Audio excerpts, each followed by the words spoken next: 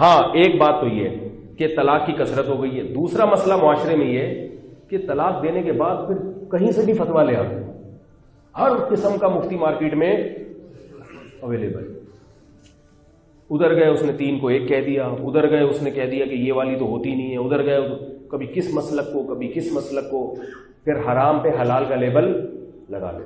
یہ دینے سے پہلے سوچ لیا کرو. ایک خاتون کا فون آیا کہ میں اپنے میاں سے جان چھڑانا چاہتی تھی, وہ ویسے ہی پینے پلانے کا معمول تھا اس کا اور بد کردار آدمی تھا. ایک دن غصے میں آ کے اس نے طلاق نکال دی. اس خاتون نے سکون کا سانس لیا, اللہ کا فضل ہے اس سے میری خود ہی جان چھوڑ گئی.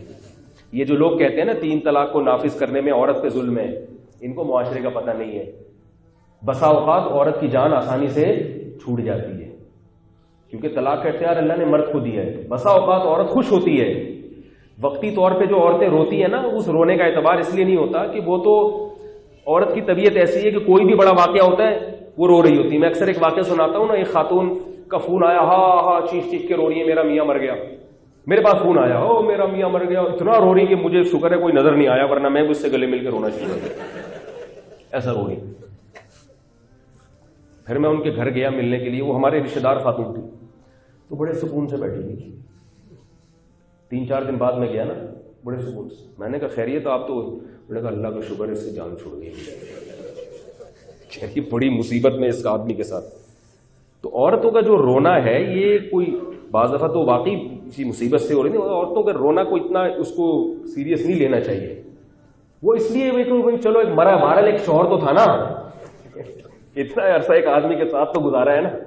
وقتی طور پر تو غم ہوتا ہے, جیسے آپ کا بیٹا امریکہ جا رہا ہو تو ایئرپورٹ پہ تو رو ہی رہے ہوں گے آپ, لیکن اندر سے خوش بھی ہو رہے ہیں یار چلو اچھی جاب مل رہی ہے, پیسہ بھیجے گا ہر مہینے, اسی پیسوں سے آنسو پوچھیں گے اپنے, ٹھیک ہے نا. تو بعض دفعہ یہ کیا ہوتا ہے, 3 طلاقیں ہو جاتی ہیں, جذباتی آدمی سے عورت کی جان چھوٹ جاتی ہے اور ایک آرام میں آ جاتی ہے. تو اس میں بعض دفعہ, ہمیشہ ایسا نہیں ہوتا, اکثر نقصان بھی ہوتا ہے لیکن بعض دفعہ فائدہ بھی ہوتا ہے.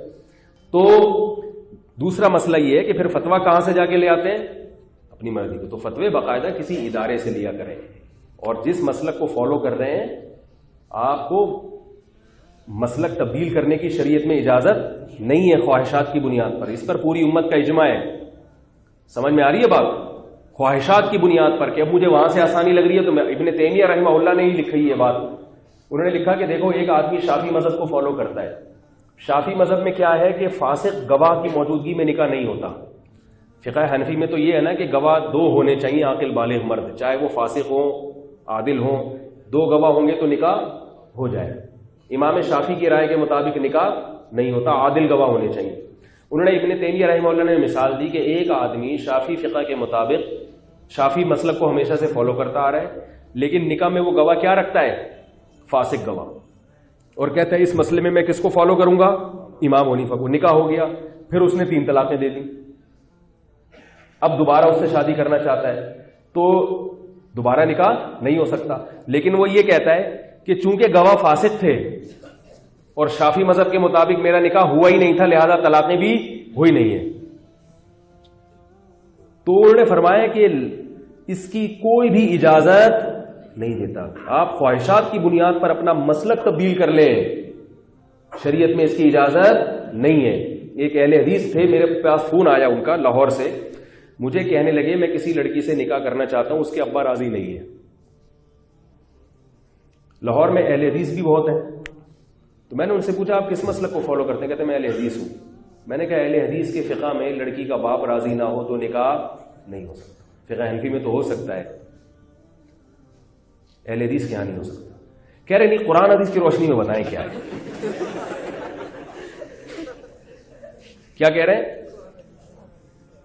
قرآن حدیث کی روشنی میں بتائیں کہ میں نے کہا آپ اہل حدیث کیوں بنے تھے؟ اس لیے کہ آپ کا یہ خیال تھا کہ قرآن حدیث کے مطابق وہ آپ کے خیال کے مطابق زیادہ صحیح باتیں کرتے ہیں. آپ کے خیال کے مطابق جو آپ کا خیال تھا, آپ چاہتے تھے کہ میں جنت میں جاؤں, تو آپ کو لگا کہ اس مسلک میں جنت مجھے زیادہ ملے گی, تو اب پھر ساری باتیں اسی کی فالو کرو. یعنی کم از کم ساری نہیں کرتے تو اس بات میں تو کم از کم ان کو فالو کرو نا.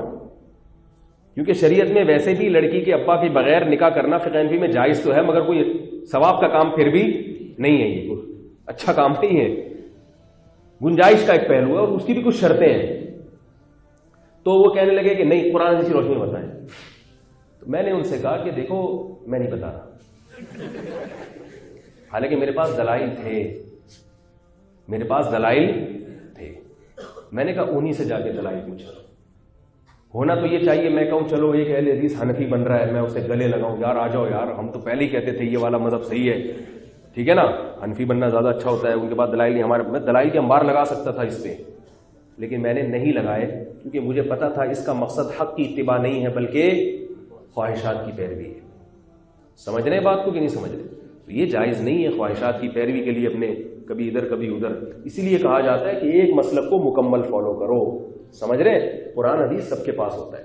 اللہ تعالی ہم سب کو سمجھنے کی، عمل کرنے کی توفیق عطا فرمائے.